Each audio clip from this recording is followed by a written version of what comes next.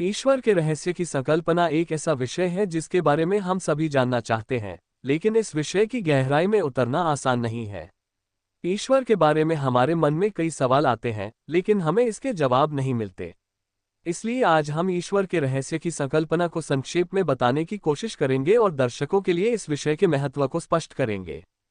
हम सभी ने बचपन से सुना है कि ईश्वर है और वह पूरी दुनिया की रचना करने वाला है, लेकिन जब हम बड़े होते हैं तो हमारे मन में सवाल आने लगते हैं कि ईश्वर का अस्तित्व है या नहीं, अगर है तो वह क्या है, क्यों उसने इस दुनिया की रचना की, और हमें उसके बारे में क्या पता होना चाहिए।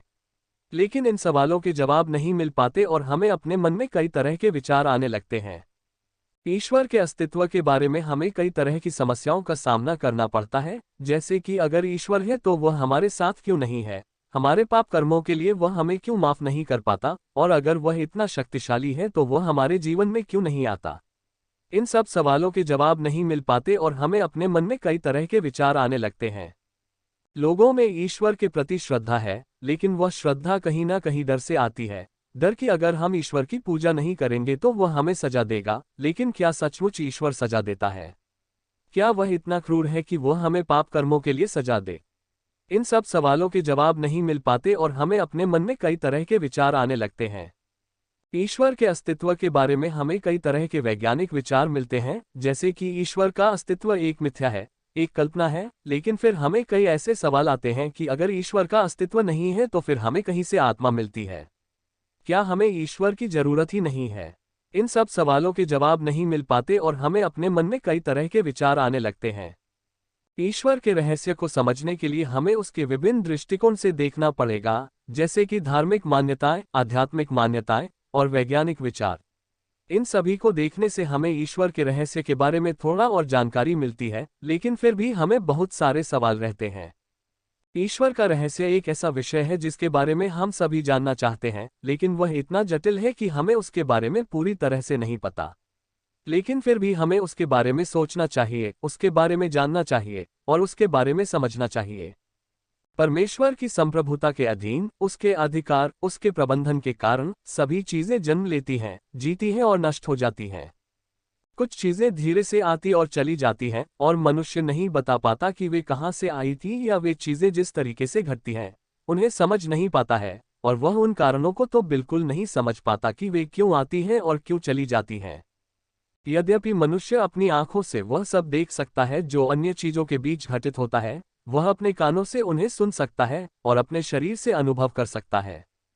हालांकि मनुष्य पर इन सब का असर पड़ता है। यद्यपि मनुष्य अवचेतन रूप से सापेक्ष साधारणता, नियमितता, यहाँ तक कि विभिन्न घटनाओं की विचित्रता को भी समझ लेता है, फिर भी उसे पता नहीं होता कि उन घटनाओं के पीछे कौन है, जबकि उनके पीछे सृजनकर्ता की इच्छा और उसका दिमाग है।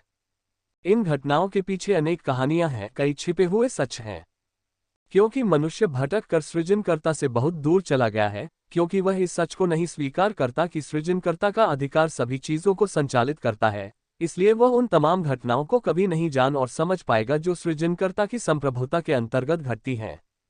क्योंकि अधिकांश भागों में परमेश्वर का नियंत्रण और संप्रभुता मानव की कल्पना, मानव के ज्ञान, मानव की समझ और जो कुछ भी मानव विज्ञान की उपलब्धियां हैं उन सीमाओं से कहीं ज्यादा है। यह सृजित मानव जाति के ज्ञान की सीमाओं से परे है। कुछ लोग कहते हैं, चूंकि तुमने खुद परमेश्वर की संप्रभुता नहीं देखी है तो तुम कैसे विश्वास कर सकते हो कि हर एक चीज उसके अधिकार के अधीन है। हमेशा देखकर ही विश्वास किया जाए ऐसा जरूरी नहीं है, और न ही हमेशा देखकर पहचाना या समझा जाता है। तो विश्वास कहाँ से आता है? मैं यकीन के साथ कह सकता हूँ कि विश्वास लोगों की चीजों की वास्तविकता और मूल कारणों की समझ और उनके अनुभव की सीमा और गहराई से आता है।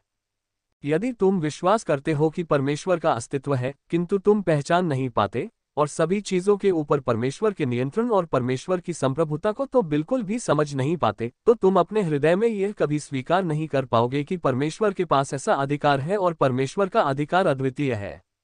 तुम सृष्टिकर्ता को कभी भी अपना प्रभु, अपना परमेश्वर स्वीकार नहीं कर पाओगे। ईश्वर के रहस्य के बारे में हमने आज कुछ महत्वपूर्ण बातें बताए और उम्मीद है कि दर्शकों ने इन बातों से कुछ सीखा होगा।